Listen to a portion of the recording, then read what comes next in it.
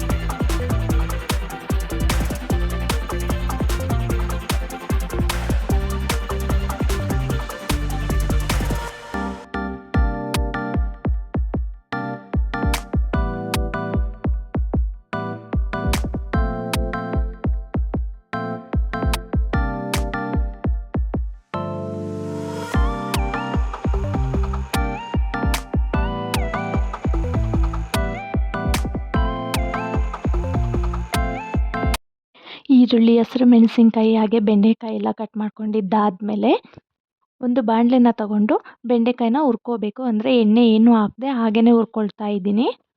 ಬೆಂಡೆಕಾಯಿ ಹುರ್ಕೊಳ್ತಾ ಜೊತೆಗೆ ಈ ಕಡೆ ಚಪಾತಿಗೆ ಅಂತೇಳಿ ಹಿಟ್ಟನ್ನು ಕೂಡ ಕಲಿಸ್ಕೊಳ್ತಾ ಇದ್ದೀನಿ. ಚಪಾತಿ ಹಿಟ್ಟು ಕಲಸಿಟ್ಕೊಂಡ್ಬಿಡ್ತು ಅಂತಂದರೆ ಪಲ್ಯ ಎಲ್ಲ ಆಗೋ ಅಷ್ಟರಲ್ಲಿ ಚೆನ್ನಾಗಿ ಹಿಟ್ಟು ನೆಂದ್ಕೊಂಡಿರುತ್ತೆ. ಚಪಾತಿ ಎಲ್ಲ ತುಂಬಾ ಚೆನ್ನಾಗಿ ಬರುತ್ತೆ ಅಂತೇಳಿ ಮೊದಲಿಗೆ ಚಪಾತಿ ಹಿಟ್ಟನ್ನ ಕಲಸಿ ಎತ್ತಿಟ್ಕೊಂಡ್ಬಿಡ್ತೀನಿ. ಗೋಧಿ ಹಿಟ್ಟಿಗೆ ರುಚಿಗೆ ತಕ್ಕಷ್ಟು ಉಪ್ಪನ್ನು ಸೇರಿಸ್ಕೊಂಡು ಮೊದಲಿಗೆ ಹಾಗೇ ಡ್ರೈ ಮಿಕ್ಸ್ ಮಾಡ್ಕೊಳ್ತೀನಿ. ಡ್ರೈ ಮಿಕ್ಸ್ ಮಾಡ್ಕೊಂಡಿದ್ದಾದಮೇಲೆ ಸ್ವಲ್ಪನೇ ನೀರನ್ನು ಹಾಕ್ಕೊಂಡು ಚೆನ್ನಾಗಿ ನಾದ್ಕೊಂಡು ಹಿಟ್ಟನ್ನು ಕಲಸಿ ಎತ್ತಿಟ್ಕೊಳ್ತೀನಿ. ಎಣ್ಣೆನ ಸ್ವಲ್ಪ ಕಡಿಮೆನೇ ಯೂಸ್ ಮಾಡಿದ್ದೀನಿ ನಾನಿವತ್ತು, ಜಾಸ್ತಿ ಯೂಸ್ ಮಾಡಿಲ್ಲ. ಚಪಾತಿ ಬೇಯಿಸ್ಬೇಕಾದ್ರೂ ಅಷ್ಟೇ, ಇವತ್ತು ನಾನು ಸ್ವಲ್ಪನೂ ಎಣ್ಣೆ ಯೂಸ್ ಮಾಡಿದೆ ಹಾಗೇ ಚಪಾತಿನ ಬೇಯಿಸ್ಕೊಂಡಿರೋದು.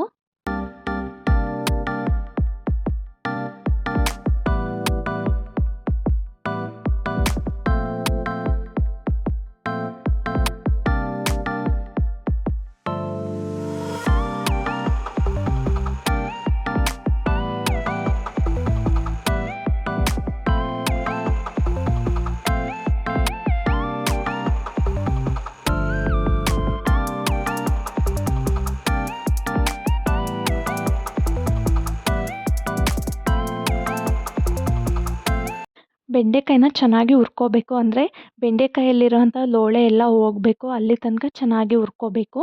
ಹುರ್ಕೊಂಡಿದ್ದೆಲ್ಲ ಆದಮೇಲೆ ಅದನ್ನು ಒಂದು ಪ್ಲೇಟ್ಗೆ ಎತ್ತಿಟ್ಕೊಂಡೆ.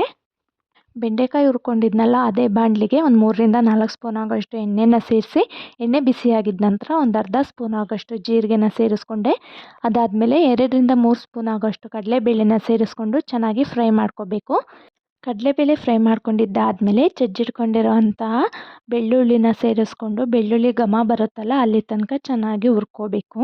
ಕಡಲೆಬೇಳೆನ ನಾವೆಷ್ಟು ಜಾಸ್ತಿ ಸೇರಿಸ್ಕೊಳ್ತೀವೋ ಟೇಸ್ಟ್ ಅಷ್ಟು ಚೆನ್ನಾಗಿ ಬರುತ್ತೆ. ಅಂದರೆ ಬಾಯಿಗೆ ಕಡಲೆಬೇಳೆ ಸಿಗ್ತಿರುತ್ತೆ ನೋಡಿ, ತಿನ್ನುವಾಗ ತುಂಬಾ ಚೆನ್ನಾಗಿ ಅನಿಸುತ್ತೆ. ಬೆಳ್ಳುಳ್ಳಿ ಫ್ರೈ ಮಾಡ್ಕೊಂಡಿದ್ದಾದಮೇಲೆ ಕಟ್ ಮಾಡ್ಕೊಂಡಿರುವಂಥ ಹಸಿರು ಮೆಣಸಿನ್ಕಾಯಿನ ಸೇರಿಸ್ಕೊಂಡು ಖಾರ ಬಿಟ್ಕೊಳ್ಳೋ ತನಕ ಚೆನ್ನಾಗಿ ಫ್ರೈ ಮಾಡ್ಕೋಬೇಕು. ಅದಾದ ನಂತರ ಕಟ್ ಮಾಡ್ಕೊಂಡಿದ್ದಂಥ ಈರುಳ್ಳಿನ ಸೇರಿಸ್ಕೊಂಡು ಚೆನ್ನಾಗಿ ಫ್ರೈ ಮಾಡ್ಕೋಬೇಕು. ಅಂದರೆ ಈರುಳ್ಳಿ ಒಂದು ಅರ್ಧ ಫ್ರೈ ಆಗಿದೆ ಅನ್ನುವಾಗ ಅದಕ್ಕೆ ಚಿಟಿಕೆ ಆಗೋಷ್ಟು ಅರಿಶಿನ ಹಾಗೆ ರುಚಿಗೆ ಎಷ್ಟು ಬೇಕೋ ಅಷ್ಟು ಉಪ್ಪನ್ನು ಸೇರಿಸ್ಕೊಂಡು ಚೆನ್ನಾಗಿ ಮಿಕ್ಸ್ ಮಾಡ್ಕೋಬೇಕು. ಅರಿಶಿನ ಪುಡಿ ಮತ್ತು ಉಪ್ಪನ್ನು ಸೇರಿಸ್ಕೊಳ್ಳೋದ್ರಿಂದ ಈರುಳ್ಳಿ ಬೇಗನೆ ಫ್ರೈ ಆಗುತ್ತೆ, ಅಂದರೆ ಬೇಗನೆ ಮೆತ್ತಗಾಗುತ್ತೆ ಅಂತೇಳಿ ಈ ಹಂತದಲ್ಲೇ ಸೇರಿಸ್ಕೊಂಡೆ. ಅದಾದ ನಂತರ ಒಂದು ಅರ್ಧ ಸ್ಪೂನ್ ಆಗೋಷ್ಟು ಮನೆಯಲ್ಲೇ ಮಾಡಿರೋವಂಥ ಸಾಂಬಾರು ಪುಡಿನ ಸೇರಿಸ್ಕೊಂಡು ಮತ್ತೆ ಚೆನ್ನಾಗಿ ಫ್ರೈ ಮಾಡ್ಕೊಳ್ತಾ ಇದ್ದೀನಿ. ಈ ಸಾಂಬಾರು ಪುಡಿ ಸೇರಿಸ್ಕೊಳ್ಳೋದ್ರಿಂದ ಪಲ್ಯದ ಟೇಸ್ಟ್ ತುಂಬಾ ಚೆನ್ನಾಗಿ ಬರುತ್ತೆ ಅಂತೇಳಿ. ನೀವು ಇದ್ರ ಜೊತೆ ಬೇಕಾದರೆ ಗರಂ ಮಸಾಲೆ ಪುಡಿನೂ ಸಹ ಸೇರಿಸ್ಕೋಬೋದು. ಹುರಿದು ಎತ್ತಿಟ್ಕೊಂಡಿದ್ದಂಥ ಬೆಂಡೆಕಾಯಿನ ಸೇರಿಸ್ಕೊಂಡು ಚೆನ್ನಾಗಿ ಮಿಕ್ಸ್ ಮಾಡಿ ಒಂದು 5 ನಿಮಿಷ ಲೋ ಫ್ಲೇಮ್ನಲ್ಲೇ ಹುರ್ಕೋಬೇಕು. ಅಂದರೆ ಖಾರ ಉಪ್ಪು ಎಲ್ಲ ಬೆಂಡೆಕಾಯಿಗೆ ಸೇರ್ಕೋಬೇಕಲ್ಲ, ಹಾಗಾಗಿ ಚೆನ್ನಾಗಿ ಒಂದು 5 ನಿಮಿಷನಾದ್ರೂ ಬೇಯಿಸ್ಕೋಬೇಕು. ಅದಾದ ನಂತರ ಕೊತ್ತಂಬರಿ ಸೊಪ್ಪನ್ನ ಕಟ್ ಮಾಡಿ ಸೇರಿಸ್ಕೊಳ್ತಾ ಇದ್ದೀನಿ.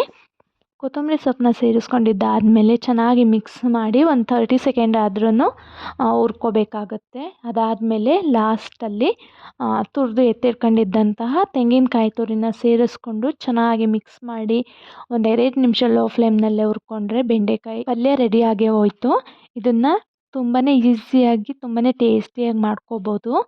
ಯಾವುದೇ ರೀತಿ ಗ್ರೇವಿ ಏನೂ ಹಾಕ್ದೇ ಬೆಂಡೆಕಾಯಿನ ಡ್ರೈಯಾಗಿ ಫ್ರೈ ಮಾಡಿಕೊಂಡು ಮಾಡ್ಕೋಬೋದು. ನೋಡಿ ಎಷ್ಟು ಚೆನ್ನಾಗಿ ಆಗಿದೆ ಅಂತೇಳಿ. ನೀವು ಕೂಡ ಈ ರೆಸಿಪಿನ ಒಂದು ಸಲ ಟ್ರೈ ಮಾಡಿ ನೋಡಿ.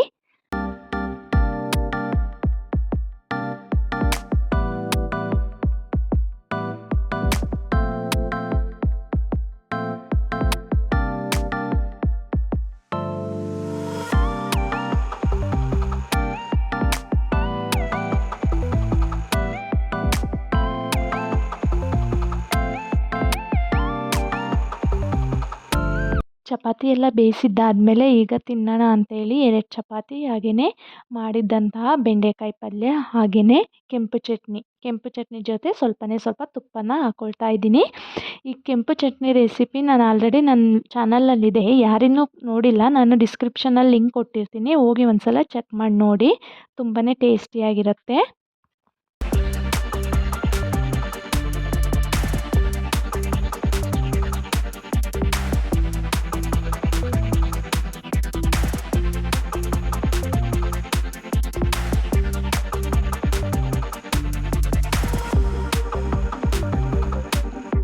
ತಿಂಡಿ ಎಲ್ಲ ತಿಂದಿದ್ದಾದಮೇಲೆ ಸ್ವಲ್ಪ ಗೋಡೆ ಕ್ಯೂರಿಂಗ್ ಮಾಡೋದಿತ್ತು. ಅಂದರೆ ಹೊಸ ಶಾಪ್ ಮಾಡ್ತಾಯಿದ್ವಿ.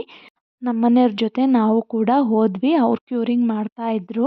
ಇನ್ನೂ ಸ್ವಲ್ಪ ಕೆಲಸಗಳಿದೆ, ಎಲೆಕ್ಟ್ರಿಷಿಯನ್ಸ್ ವರ್ಕ್ ಇದೆ, ಹಾಗೆ ರೋಲಿಂಗ್ ಶಟರ್ ಹಾಕಿಸ್ಬೇಕು. ಅದ್ರದ್ದು ಅಳತೆ ತೊಗೊಂಡು ಹೋಗಿದ್ದಾರೆ, ಬಂದು ಫಿಕ್ಸ್ ಮಾಡಿಕೊಟ್ಟು ಹೋಗಬೇಕು ಅಷ್ಟೇ.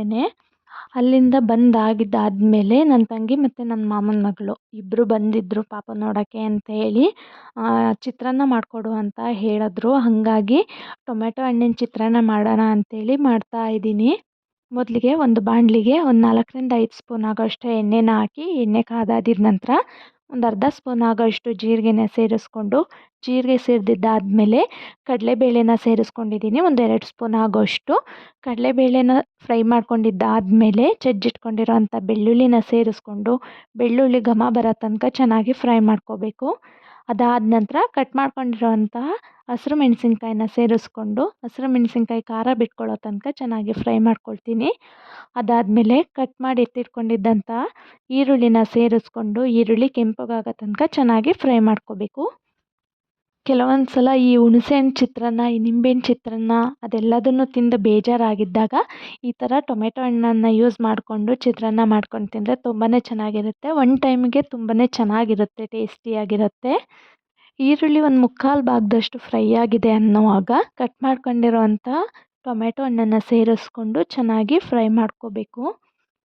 ಟೊಮೆಟೊ ಹಣ್ಣು ಸ್ವಲ್ಪ ಮೆತ್ತಗಾಗಬೇಕು, ಅಲ್ಲಿ ತನಕ ಚೆನ್ನಾಗಿ ಫ್ರೈ ಮಾಡಿಕೊಂಡು ಅದಾದ ನಂತರ ಒಂದು ಅರ್ಧ ಸ್ಪೂನ್ ಆಗೋಷ್ಟು ಅರಿಶಿನ ಹಾಗೆ ರುಚಿಗೆ ಎಷ್ಟು ಬೇಕೋ ಅಷ್ಟು ಉಪ್ಪನ್ನು ಸೇರಿಸ್ಕೊಂಡು ಅದ್ರ ಜೊತೆಗೆ ಸ್ವಲ್ಪ ಸಾಂಬಾರು ಪುಡಿನ ಸೇರಿಸ್ಕೊಳ್ತಾ ಇದ್ದೀನಿ. ಅಂದರೆ ಟೇಸ್ಟಿಗೆ ಚೆನ್ನಾಗಿರುತ್ತೆ ಅಂತೇಳಿ ನಾನು ಕೆಲವೊಂದು ಸಲ ಹುಳಿ ಏನಾದರೂ ಮಾಡಿದಾಗ ಈ ಥರ ಗೊಜ್ಜು ಸೇರಿಸ್ಕೊಳ್ತೀನಿ. ಟೇಸ್ಟ್ ತುಂಬಾ ಚೆನ್ನಾಗಿ ಬರುತ್ತೆ, ಅಂದರೆ ಸ್ವಲ್ಪ ಎಕ್ಸ್ಟ್ರಾ ಟೇಸ್ಟ್ ಸಿಗುತ್ತೆ ಅಂತಲೇ ಹೇಳ್ಬೋದು. ಅದನ್ನೆಲ್ಲ ಸೇರಿಸ್ಕೊಂಡಿದ್ದಾದಮೇಲೆ ಒಂದು ಸಲ ಚೆನ್ನಾಗಿ ಮಿಕ್ಸ್ ಮಾಡಿಕೊಂಡು ಅದಾದ ನಂತರ ಕಟ್ ಮಾಡಿ ಇಟ್ಕೊಂಡಿದ್ದಂಥ ಕೊತ್ತಂಬರಿ ಸೊಪ್ಪನ್ನ ಸೇರಿಸ್ಕೊಂಡು ಮತ್ತೊಮ್ಮೆ ಮಿಕ್ಸ್ ಮಾಡ್ಕೋಬೇಕು. ಕೊತ್ತಂಬರಿ ಸೊಪ್ಪು ಸೇರಿಸ್ಕೊಂಡಿದ್ದಾದಮೇಲೆ ತೆಂಗಿನಕಾಯಿನ ತುರಿನ ಸೇರಿಸ್ಕೊಂಡು ಮತ್ತೆ ಚೆನ್ನಾಗಿ ಮಿಕ್ಸ್ ಮಾಡಿದ್ರೆ ಗೊಜ್ಜು ರೆಡಿಯಾಗೇ ಹೋಯಿತು. ಅದಾದ ನಂತರ ಒಂದು 5 ನಿಮಿಷ ಬಿಟ್ಟಿದ್ದಾದಮೇಲೆ ಮಾಡಿಟ್ಕೊಂಡಿದ್ದಂಥ ಅನ್ನನ ಸೇರಿಸ್ಕೊಂಡು ಗೊಜ್ಜು ಜೊತೆ ಮಿಕ್ಸ್ ಮಾಡ್ಕೊಳ್ತಾ ಇದ್ದೀನಿ. ನೋಡಿ ಎಷ್ಟು ಕಲರ್ಫುಲ್ಲಾಗಿ ಕಾಣಿಸ್ತಾ ಇದೆ ಅಂತ ಚಿತ್ರಾನ್ನ. ಒಂದು ಸಲ ನೀವು ಕೂಡ ಟ್ರೈ ಮಾಡಿ ನೋಡಿ.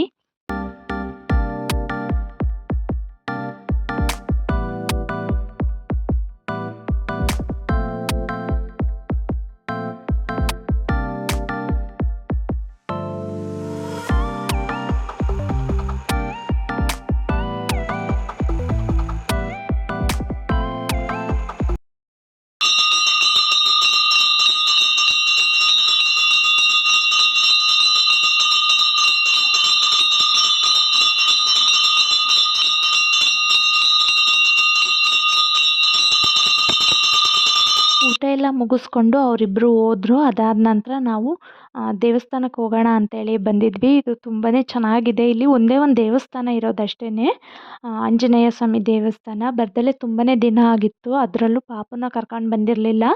ಹಾಗಾಗಿ ಇವತ್ತು ಹೋಗೋಣ ಅಂತೇಳಿ ಅಲ್ಲಿಗೆ ಬಂದ್ವಿ. ಆ ಪೂಜೆ ಎಲ್ಲ ಮುಗಿಸ್ಕೊಂಡು ವಾಪಸ್ ಹೋಗಬೇಕಾದ್ರೆ ನೋಡಿ ಇವನು ನಾನು ಡ್ರೈವಿಂಗ್ ಮಾಡ್ತೀನಿ ಅಂತೇಳಿ ಮಾಡ್ತಾ ಇದ್ದಾನೆ ಅವ್ರ ಅಪ್ಪನ ಜೊತೆ.